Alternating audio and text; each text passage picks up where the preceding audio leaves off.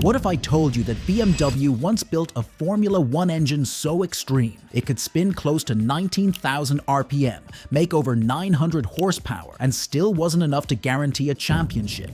An engine so light it weighed less than some drivers, so violent it turned straights into launch pads, and so loud it didn't just hurt your ears, it physically shook your chest. This 3.0-liter V10 didn't just power a car. It started an arms race, bent the rulebook, and came dangerously close to the mythical 20,000 RPM mark. And the craziest part? When you hear it at full throttle, it doesn't sound like a car, it sounds like a weapon.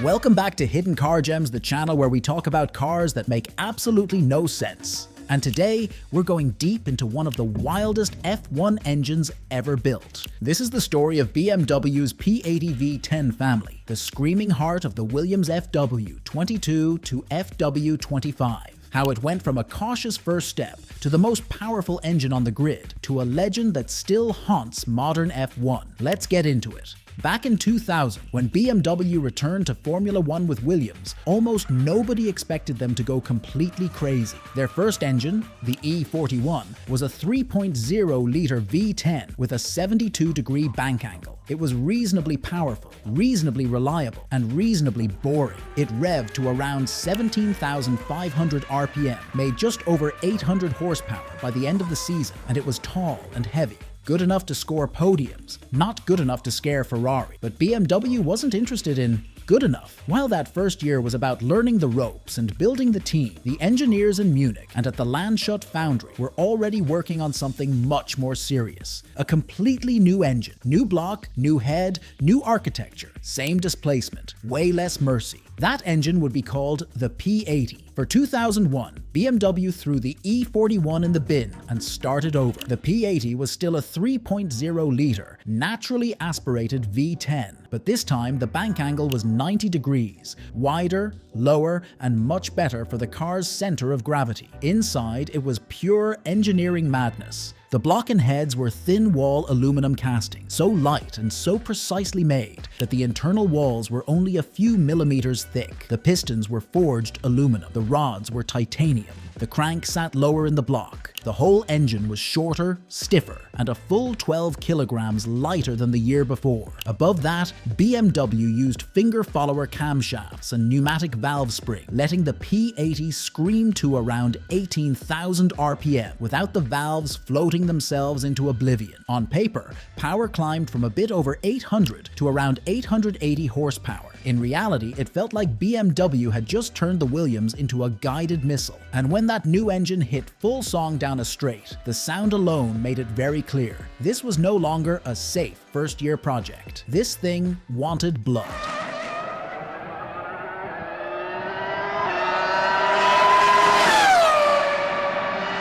The P80 immediately changed the way people talked about Williams. In 2001, Ralf Schumacher took BMW's first win at Imola, leading from the front, while that V10 howled through the Italian hills. He won again in Canada, blasting past Michael Schumacher on the long straights, using nothing but bravery and Bavarian horsepower. Juan Pablo Montoya took victory at Monza, using a special low-drag package and a monster engine to turn the Temple of Speed into his personal test bench. Suddenly, everyone in the paddock agreed on one thing. The Williams might not be the best car, but it definitely had the best engine. The BMW was brutal in a straight line. In qualifying, it turned laps that sounded like someone had taken the volume knob on Formula 1 and snapped it off at maximum. And yet, this was only the beginning. And before we go any deeper into this thing, let me say this real quick. I love digging into these insane engines, the forgotten stories, the wild tech that almost broke Formula 1. But this channel only grows because of you. So if you're enjoying this deep dive into BMW's screaming V10, hit subscribe, drop a comment, and help me push Hidden Car Gems even further. The more we grow together, the crazier the engines I can keep bringing to you. Alright,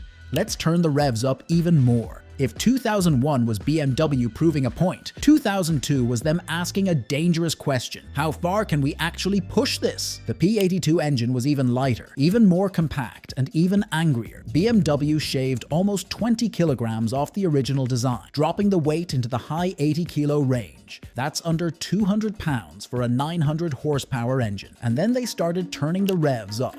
Early in 2002, the P82 was already spinning around 18,500 RPM. By the time F1 rolled into Monza, telemetry showed the BMW V10 touching just over 19,000 RPM down the straights. 19,000. At that point, the pistons were seeing insane speeds, the valves were dancing on a knife edge, and the whole engine was consuming air like a vacuum cleaner from hell. And when you listen to an onboard lap from that era, you can hear it.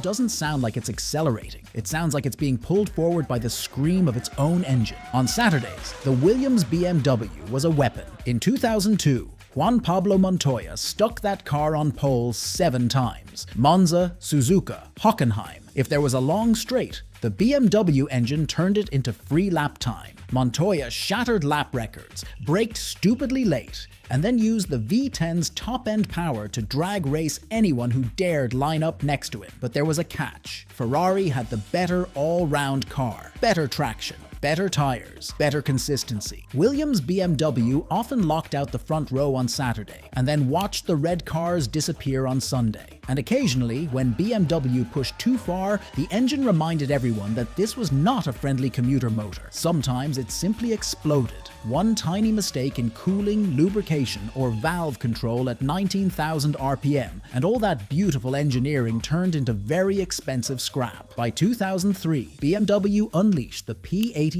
the most extreme version of this engine family. Same 3.0-liter V10 layout, but now the numbers were ridiculous. Weight under 90 kilograms. Redline around 19,000 RPM in race trip, with even more on tap for qualifying. And power over 900 horsepower. In the back of the FW25, that engine turned the Williams into an animal. After a slow start to the season, once the car's balance and the Michelin tires came good, the whole package suddenly clicked. Williams took wins at Monaco, the Nürburgring, Magny-Cours, and Hockenheim. At some tracks, they didn't just beat Ferrari, they crushed them. On high-speed circuits, the FW25 would scream down the straight, the BMW V10 howling at nearly 19,000 RPM, and it honestly sounded like the car was trying to outrun its own engine noise. If you watch those 2003 onboard laps today and just listen, it's mechanical violence wrapped in carbon fiber. With the P83, BMW and Williams finally had the firepower to really hurt Ferrari.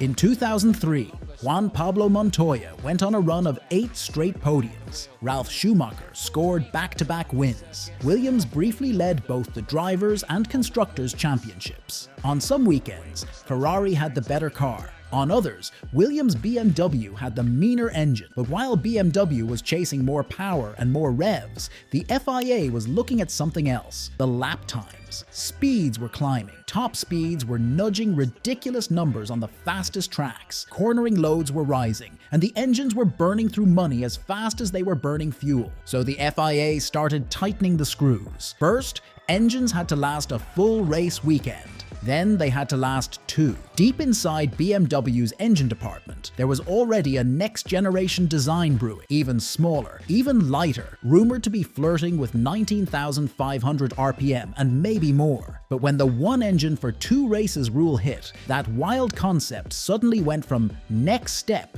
to too risky. BMW had to back off, and the dream of a 20,000 RPM V10 died in a meeting room, not on the track. Even if you forget the numbers for a second, what people really remember about this engine is how it sounded. At 18,000 to 19,000 RPM, the BMW V10 didn't roar, it shrieked. Trackside microphones clipped. Fans in the grandstands felt it in their ribs. Commentators had to raise their voices just to be heard over the screen. Close your eyes on an onboard lap from 2003, and you can almost feel what the drivers felt. The car shaking, the exhaust glowing, the revs climbing until the engine sounds like it's about to leave the physical world behind.